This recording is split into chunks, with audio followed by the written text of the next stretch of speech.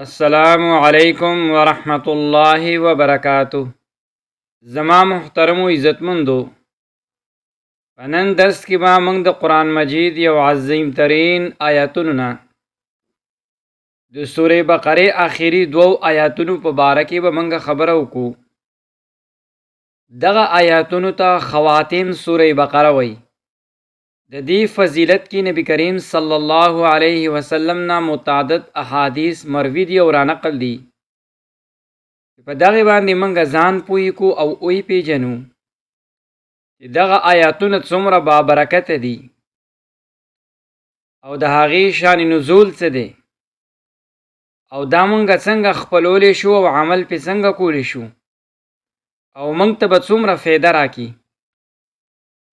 په هغې کې اولنی آیات ته آمن الرسول بما انزل الیه من ربه والمؤمنون كل آمن بالله وملائكته وكتبه ورسله لا نفرق بين أحد من رسله وقالوا سمعنا وأطعنا غفرانك ربنا وإليك المصير.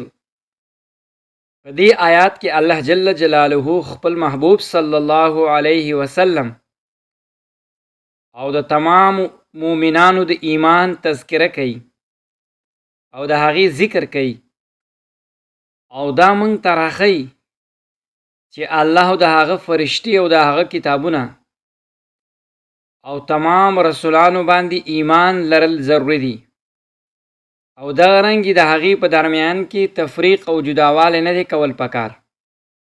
د دغه آیات په اختتام او اخیری کې یو عاجزانه دعا ده، سمعنا و اطعنا، یعنی منګ واوریدل او اطاعت منګ وکړو.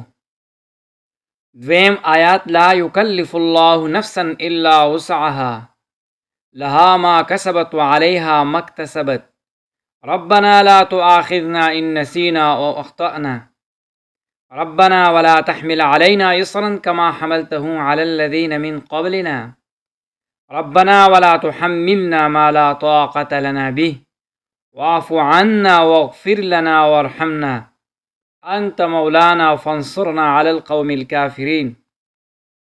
دا آیات د الله جل جلاله ډیر بے پناه رحمت یو مظهر دی. الله جل جلاله چا باندې طاقت نه زیات تکلیف نه چي. په درې کې اهم درې دعاګانې ذکر دي چې یا الله موږ په هیره باندې مواخذه و نسل مکوه او د مخکني امتونو په شانتې الله په موږ باندې بوج ماچوه او داسې بوج را باندې ماچوه چې د هغې طاقت موږ نشو لرلی. د دې آیات په اختتام اخیری کې د رحمت او د بخشش او د کافرانو خلاف د نصرت او د مدد درخواست دی. راځئ چې د دې آیات په باره کې هغه فضیلت باندې چې کوم احادیث مشتمل لی هغه هم واورو. صحیح بخاری مسلم کې حضرت ابو سعود انصاری رضی الله تعالی عنه نه روایت دی. پیغمبر علیہ الصلوۃ والسلام فرمایلی دی من قرأ بالآیتین من آخر سورة البقرة فی لیلة کفتاه، و چا چې د شپې سورې بقرې آخري دوه آیاتونه ولستو دا به د ده دپاره کافي شي. دغه رنګ یو بل حدیث کې راځي پیغمبر علیه الصلوۃ والسلام فرمایي سورې بقرې آخري آیاتونه د عرش د لاندې د خزانو نه ماته راکړې شوي دي چې دا مخکري پیغمبرانو ته نو ورکړې شوي. دغه رنګې په یو روایت کې دي چې الله جل جلاله د ځمکې او د اسمان د پیدایش نه 2000 کاله مخکې دغه دواړه آیاتونه په خپل لاس سره لیکلي دي کما یلیق بشانه. د حدیثو کې یو لفظ ذکر شو کفتاه. علما د دې ډېرې معنی بیانوي، یعنی تا نه به وایي دغه کافي شي، یعنی دغه آیات د شپې د تهجد نه به تا نه په بدله کې کافي شي، تا نه به د شیطان حفاظت ذریعه وګرځي، د تمام آفات و مصیبتونو تکلیفونو نه به دا سبب جوړ شي.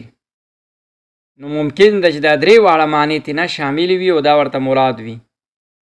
یو بل حدیث کې دی د معراج په شپه باندې پیغمبر علیه الصلوۃ والسلام ته 3 چیزونه ورکړی شوي: 5 منځونه، سورې بقرې آخري 2 آیاتونه دغه کوم چې موږ تلاوت کړل د امت د شرک کوونکو نه سوا د تمامو ګناهونو مغفرت د هغې بشارت.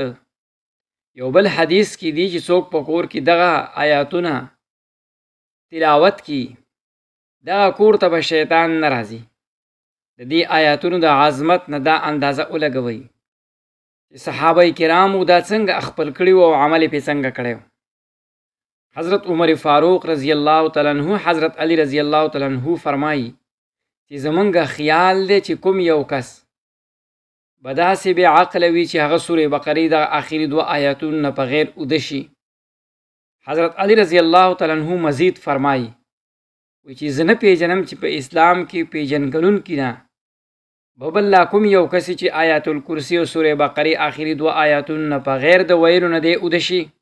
د صحابه کرامو دا معمولو زمونږ دپاره یو بهترین نمونه ده. د دې آیات د خپلولو او عمل کولو دپاره یو څو صورتونه دي. اول د شپې د اوده کېدلو نه مخکې دغه آیاتونه تلاوت کو. دا دومره آسان عمل دی چې هر یو کس کولی شي، که هغه د قرآن حافظ وي او که عام مسلمان وي. دویم دغه آیاتونه په خپل کور والو خاص طور باندې په ماشومانو په زنانو ته زده کو. نبی کریم صلی الله علیه وسلم د دې خاص تاکید فرمایلی دی. دریم دغه آیاتونو کې موجوده دعاګانې خپل روزمره زندګۍ حصه وګرځو. ربنا لا تؤاخذنا ان نسینا او اخطأنا. دا موږ ته د الله جل جلاله رحمت یادوي. څلورم دغه آیاتونه موږ ذهن نشین کو چې موږ ته موقع ملاویږي د دې تلاوت کوو. سورې بقرې آخري دغه 2 آیاتونه ډېر بې پناه رحمت او نبی کریم صلی الله علیه وسلم امت سره محبت یو مظهر دی او خزانه ده د عرش نه لاندې.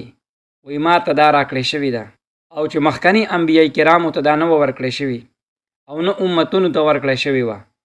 نن دا عهد وکړو چې دغه آیاتونه به د خپل ژوند حصه ګرځو. شپې د ویلو نه مخکې به تلاوت کوو چې د الله د رحمت او د حفاظت کې راشو او په هغه په موږ باندې رحمت نازل کړي. الله جل جلاله دغه آیاتونو د ویلو او د هغې د پوهېدلو او په هغې باندې د عمل کولو توفیق دی الله جل جلاله راکړي. آمین.